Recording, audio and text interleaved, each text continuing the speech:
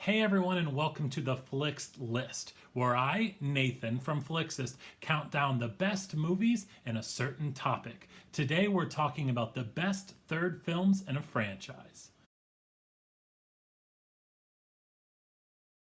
Hey everyone, and welcome to the YouTube channel. I am Nathan, and this is the FlixList.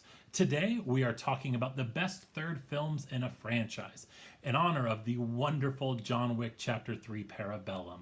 A lot of films never get the chance to even make this list because it doesn't go that far. A lot of movies go the sequel route in what I like to call a cash grab, which makes sense because you want to cash in on something that people really enjoyed. But once they get that sequel, a lot of times they hit a dead end because most sequels are terrible. But if you have success there, you generate that audience, you get to enter in franchise territory or trilogy. So today we're talking about when that went right. And guess what? At the end, I'm going to talk about one that went wrong. So I'm going to do my top 3 third films in a franchise. Number 3, I'm going to go with the one that has received the most acclaim, the most prize. That is Lord of the Rings, The Return of the King. A very safe answer. And the reason this is getting the award is because of what happened on television this past Sunday. There are a lot of comparisons between Lord of the Rings and Game of Thrones, obviously. The mythology, a different language, a medieval kind of inspiration on a world.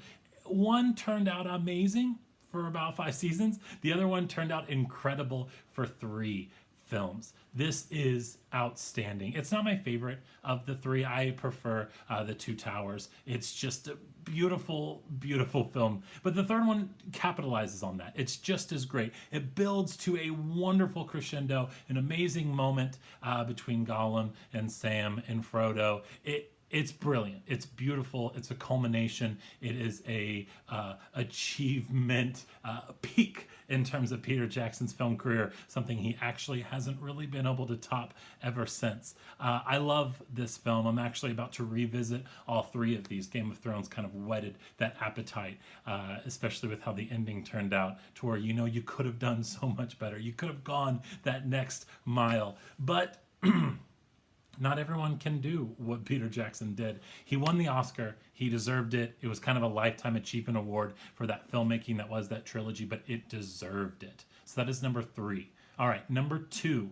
I'm going to go out of left field. I'm going crazy. I'm going cult classic, horror, comedy classic. I'm going Army of Darkness. That is right. We are pumped about that. I love this film. It is as funny as it gets. It's what movies should be. It is the perfect pivot in film history with what Evil Dead was. Evil Dead started as a horror film. I'm pretty sure that's what it was meant to be. It was never meant to be a comedy. It was never meant to be super ridiculous. But Sam Raimi and co, they kind of figured out like, we didn't go what we were going for, but there's something here. So in Evil Dead 2, they shouldered into it and they're like, let's just be balls to the wall comedy. Let's just recognize how stupid this is and just go for it. And they did, and that worked out amazing. They got to come back, and you know what, let's just go for it. Let's go medieval. Let's go insane on their asses. And they did with Army of Darkness. Army of Darkness takes place right after Evil Dead 2, when he reads from the Book of the Dead and is transported to the 1300s,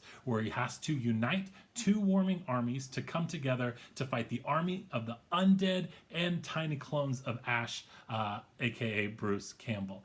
It is hilarious. It is insane. Ash has just one arm, which he replaces with a chainsaw and a shotgun in medieval times, and a mouth of a sailor and wit and sarcasm galore. This movie is so good. I try to tell people about this movie as much as I can. If you haven't seen this, turn it on, watch it. You'll laugh. You'll forget about all the problems in the world, and you'll just be a happier person. It's so, so good.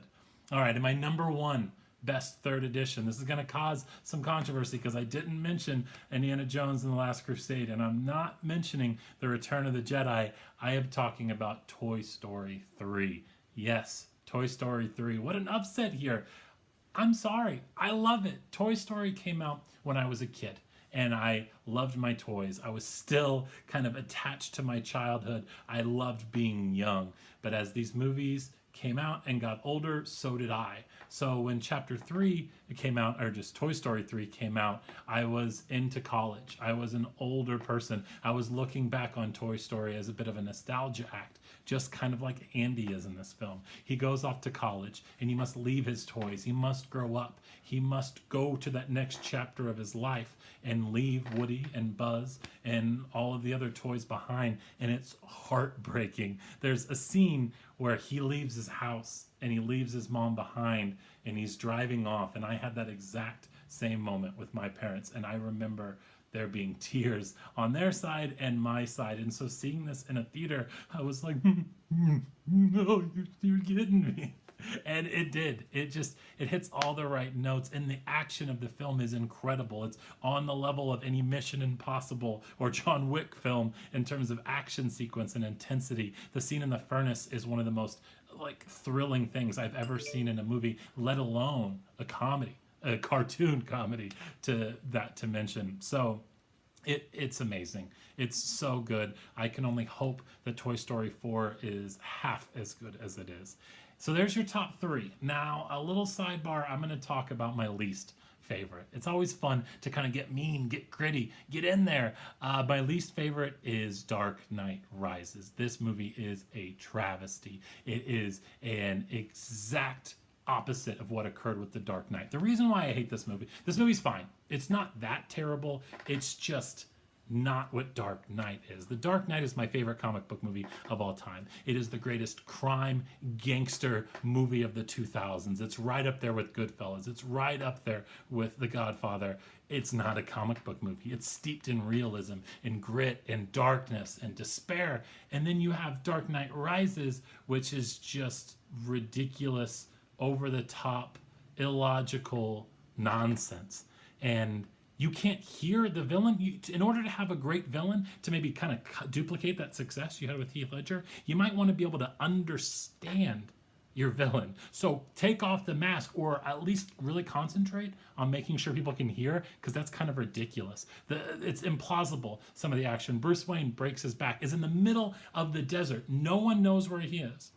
He has 0 assets, 0 money, in the middle of the desert with a broken back. But all it takes is about a week to 2, some crunches, some pull-ups, some push-ups, back magically fixed. And then suddenly, with no help, he winds up in Gotham City when it is at its most protected, shut down, with no money. He just appears. And then guess what? His love, Marion Cotillard, is actually the bad guy the whole time. And I bet you didn't see that coming.